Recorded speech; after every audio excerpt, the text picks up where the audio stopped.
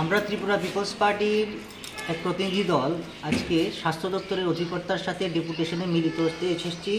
আমাদের ডেপুটেশনের মূল বিষয় হচ্ছে, আপনারা জানেন ত্রিপুরা রাজ্যের প্রত্যন্ত একটি মহকুমা হচ্ছে গন্ডাছড়া মহকুমা। সেই গন্ডাছড়া মহকুমার এই প্রত্যন্ত একটি গ্রাম কালাঝারি ভিলেজ কমিটি। সেই কালাঝারি ভিলেজ কমিটিতে কোনো স্বাস্থ্য পরিষেবা নেই। দীর্ঘদিন যাবৎ সেখানে লোকাল পিপলরা, সেখানে স্থানীয় জনগণরা সেখানে প্রাথমিক স্বাস্থ্যকেন্দ্রের জন্য লড়াই আন্দোলন চালিয়ে আসছে। আমরা ত্রিপুরা পিপলস পার্টিও আমাদের জন্মলগ্ন থেকে সেখানে যাতে একটি স্বাস্থ্যকেন্দ্র স্থাপন করা হয় তার জন্য আমরা দীর্ঘ আন্দোলন চালিয়ে এসেছি।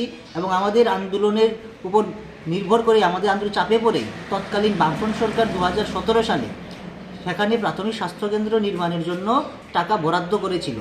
কিন্তু 2017 সালের পর আজকে 2025 শেষ হতে চলেছে, এখনও পর্যন্ত সেখানে কোনো ধরনের স্বাস্থ্যকেন্দ্র নির্মাণ করা হয়নি। তো আমরা আজকে স্বাস্থ্য দপ্তরের অধিকর্তার সাথে মিলিত হয়ে এই কথাই আমরা বলতে এসেছি, অবিলম্বে যাতে সেখানে প্রাথমিক স্বাস্থ্যকেন্দ্র হোক বা অন্যান্য যে কোনো ধরনের একটি স্বাস্থ্যকেন্দ্র যাতে নির্মাণ করা হয় এবং সেখানে পর্যাপ্ত স্বাস্থ্যের যাতে পরিষেবা তার পরিষেবার ব্যবস্থা করা হয়। প্রতি বছর সেখানে দেখা গেছে যে কলেরা, ডায়রিয়া, বিভিন্ন ম্যালেরিয়ার মতো রোগে প্রতি বছর প্রচুর লোক মারা যাচ্ছে এবং সরকারিভাবে ঘোষিত যে ওই অঞ্চল ম্যালেরিয়া এবং ডায়রিয়া প্রবণ এলাকা। তো আমরা ত্রিপুরা পিপলস পার্টি আজকে এই দাবি রাখছি আপনাদের মাধ্যমে এবং এই মেমোরেন্ডামের মাধ্যমে যে সেখানে অবিলম্বে যাতে প্রাথমিক স্বাস্থ্যকেন্দ্র স্থাপন করা হয়।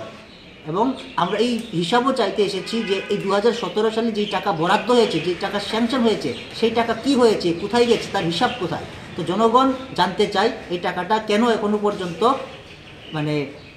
স্বাস্থ্যকেন্দ্রের জন্য খরচ করা হয়নি। আপনার পরিচয়? আমি ত্রিপুরা পিপলস পার্টির সাধারণ সম্পাদক প্রবীণ সিংহ।